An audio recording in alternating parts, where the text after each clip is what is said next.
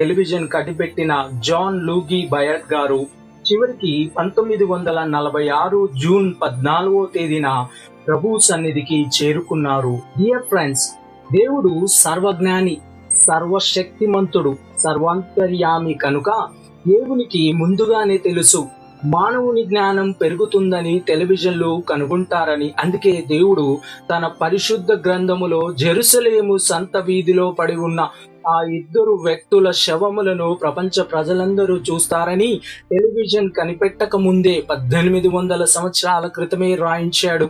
Friends, నేడు మానవుడు తన జ్ఞానము ద్వారా కనిపెడుతున్నవన్నీ కూడా బైబిల్ మరింత సత్యమని, బైబిల్ దైవ గ్రంథమని నిర్ధారణ చేస్తున్నాయి. సో ఫ్రెండ్స్, మనందరం కూడా దేవుని వాక్యం మీద విశ్వాసముతో ముందుకు సాగాలని కోరుకుంటూ నిత్యము యేసుక్రీస్తు నామానికే మహిమ కలుగునుగాక. ఆమేన్.